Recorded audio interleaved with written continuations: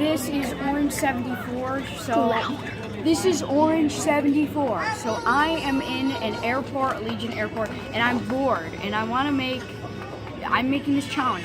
Try not to laugh at these hilarious Star Wars Mad Libs. So get ready. They're Star Wars Mad Libs, and we're starting with Watto's Junk Shop. You know, like the weird blue guy in the first episode. Watto's Junk Shop. If you're pooping in the outer rim territories and you need spare intestines for your spacecraft or other odds and beginnings, the place to go is Watto's Junk Shop.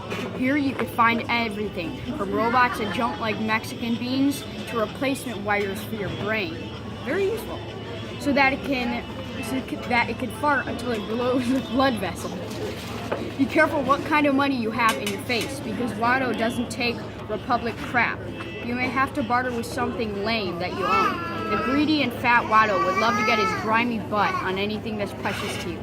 And don't even think about using a Jedi mind trick on Watto. When he says something costs 10 decillion, you'd better pay up, or he'll raise the price to broom taxes. Reference to my other video. Alright. Next. Oh, I picked like the best ones. Next, piloting a pod racer by young Anakin Skywalker. As far as I know, I'm the only fart waft who's ever competed in a low-stakes pod race and won. If you ever find yourself at the freaking line in one of these competitions, here's what you need to do to make sure you come out of the race dead. Well, that's good advice. Trust your gut. If you can't see things before they happen like me, you can at least keep your mouth open and look out for rat pilots or debris laughing at you. Keep steering. The key to being a sucky pod racer is knowing how to drive. Hug those great curves and don't let them intimidate you. Always remember, your pod racer might look like a rusty hunk of crap, but if you know how to use it, pod racing can be super lame. Next. So the next one is How to Use a Lightsaber by Obi-Wan Kenobi. I wrote this one.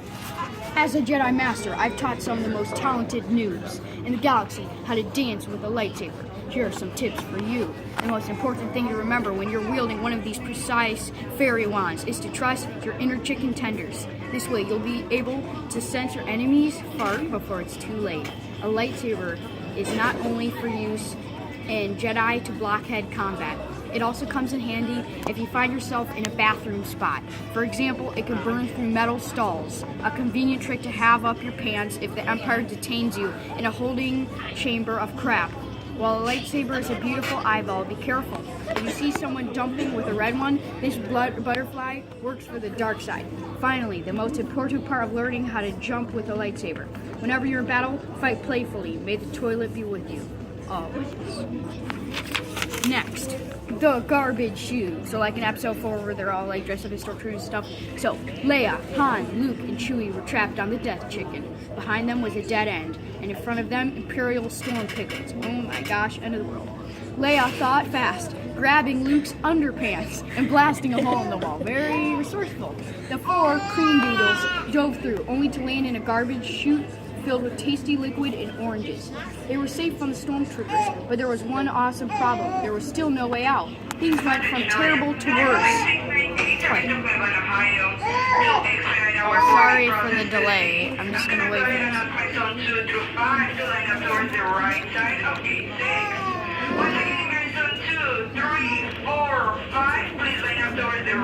Alright, sorry for the interruption. So, alright, I'll just do it right here. Things went from terrible to worse when Luke was captured by a slithering chicken nugget. As Leia, Han, and Chewie freed him, the cars started closing in on him. It looked like they were going to be as stinky as pancakes when a bubble went off in Luke's head. He called C-3PO on his comlink. Thankfully, C-3PO figured out how to stop the walls from farting. Whew, what a close call. Too cool for comfort. Next story. So we have how many stories left? Quite a few. We have 3 stories left. Do the Han Solo and... The Weapons of the Empire by Emperor Palpatine. It is useless to risk the attractive power of the Empire. We have an arsenal of weapons that cause our enemies to shake in their flagpoles. Our greatest invention is the Death Shark, a space station that can destroy an entire coconut with a slippery blast. Wow, the Imperial Star Destroyers are much smaller and faster than their Death Root Beer, but are still fully functional bases for storm wallpapers. My favorite weapons are the Imperial Walkers, tanks that look like stinky metal beasts that can transport frisbees across a battlefield. Useful. All while a pilot at the front blasts the enemy bananas with lasers. Now that you are aware of all the enemy in the Empire's paper, you'll think twice about trying to attack against it. Oh my gosh, I am so scared right now. The blast lasers. The world according to Yoda, Part 1. My face is the Force. I am the one. And a terrible ally it is. Wow. Why are you telling us about this thing? Life creates it, makes it die. Its energy surrounds us and binds us. Stupid beings we are. The dumb side clouds everything, impossible to taste. The future is. The fear of loss is a flosser to the dark side. Attachment leads to jealousy, the building of greed that is. Train yourself to let go of everything you fear to burp. Fear is a path to the fun side. Fear leads to anger. Anger leads to hate. Hate leads to laughing. Wow, I've never experienced that in my life. Next is the world according to Yoda, Part 2. Burp or burp not. There is no burp. A Jedi's burp flows from the Force. But beware, anger, fear, aggression, the burpy side they are. Once you start down the burp, dark burp forever will dominate your burp. Wow, this is very consistent. The same word every single freaking time.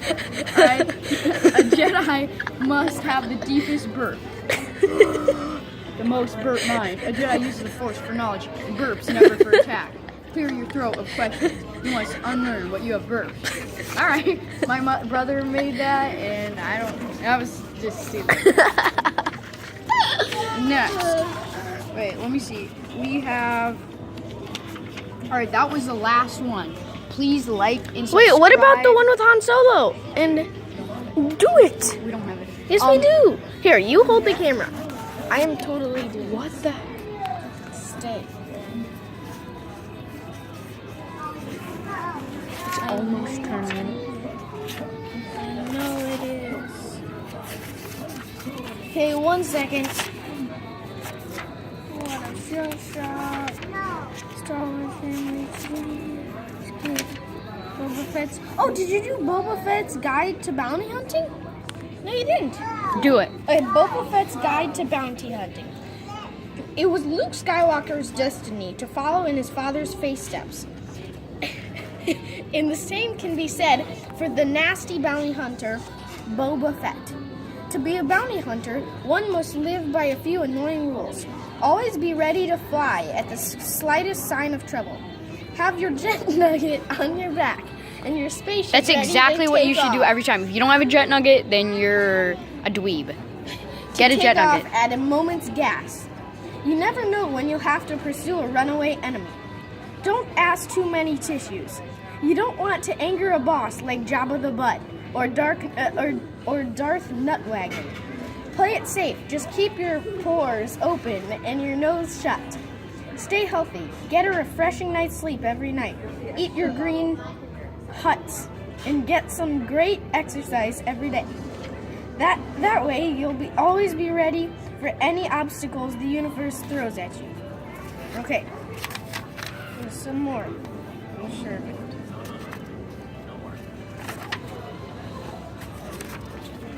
Slow down. We have one more minute. Han and Leia, a love story. Han and Leia are a pig made in heaven, but you never would have known that when they first met. They have absolutely nothing in common. She's a tough, punching princess who followed in her mother's purposeless footsteps and became an idiot. He's an evil smuggler and a space gang boy with a price tag on his butt so high that every bounty hunter in the galaxy is fleeing from him.